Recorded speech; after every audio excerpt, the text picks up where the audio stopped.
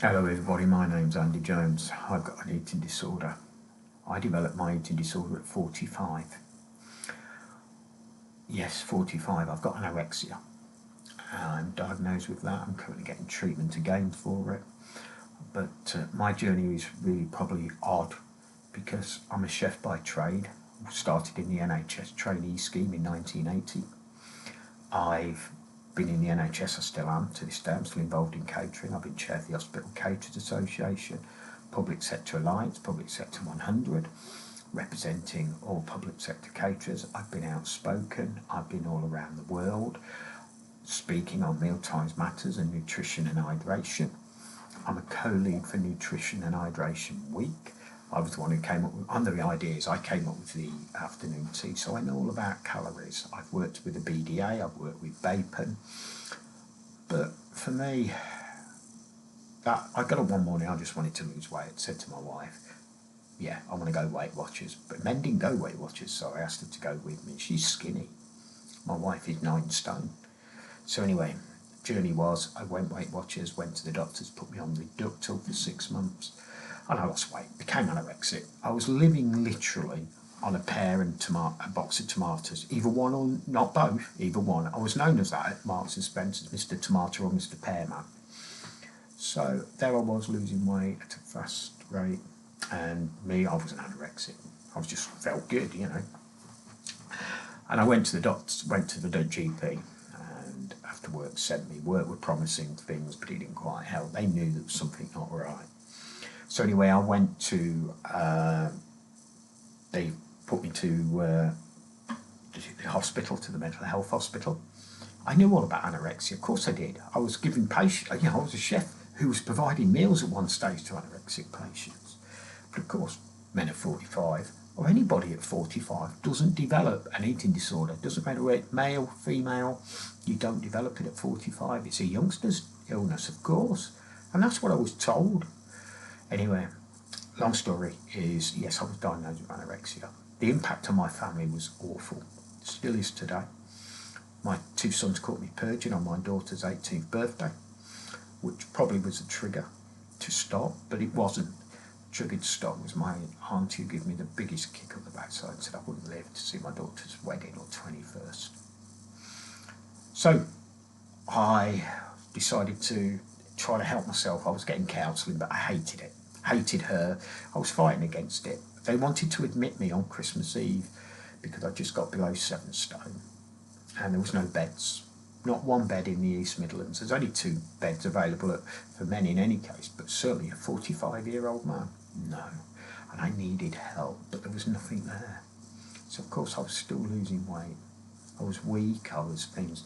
Anyway, they couldn't help me, no beds, and I literally, I don't know, this epiphany happened and I started, got help, got better. It nearly split the family, it nearly split me and my wife. So I got better and I put weight back on, felt healthy, started doing things I do, still talking. I never got to the 28 stone, but I certainly got to around 14. And I went to Wembley 3 years ago to see England with my 2 sons. And I bumped into an old friend who said 5 words to me, not maliciously, you have put weight on. I never ate for a month. And I'm anorexic again now. I may not look it, but that's because all the drugs, because I face a major heart operation shortly because I've damaged my heart. My heart valve is giving up. And so it has other impacts. I live on tomatoes and fruit, the odd rice cake. Yes, I have the occasional binge. My wife is distraught. Again, splitting us up, the impact on her because I can't get help, I get agitated, and I won't go on holiday, or when I do go on holiday, I'm purging. If I go out eating, I'm napkins, or I'm taking 20 to 40 diuretics a day. I have to have bloods every week. And there's still no help.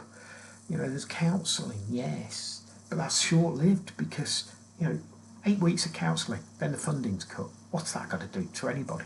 8 weeks. And that's not just for me, that's for any age. But 8 weeks, unless you get admitted, you get probably about 8 weeks if you're lucky. You know, so the government need to really react. I don't blame the NHS. I put the onus on the government. I really do.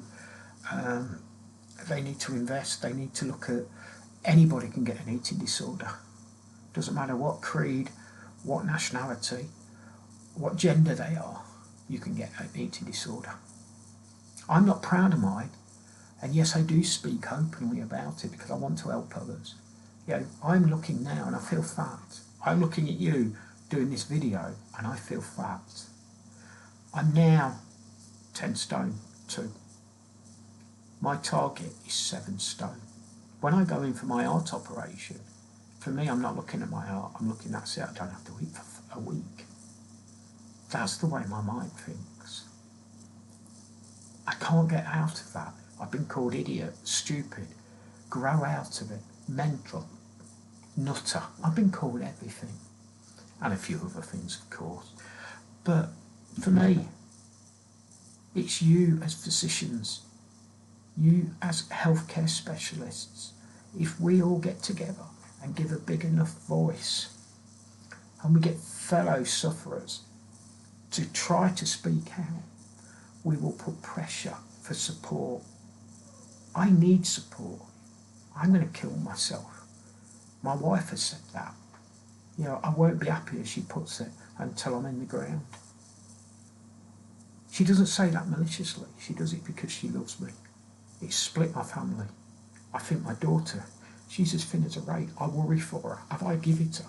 My habit, give it to my daughter. I don't know. Anyway, I've waffled enough. You take care. I'll see you shortly. Thank you for listening to this old 60-year-old man who sadly has an eating disorder.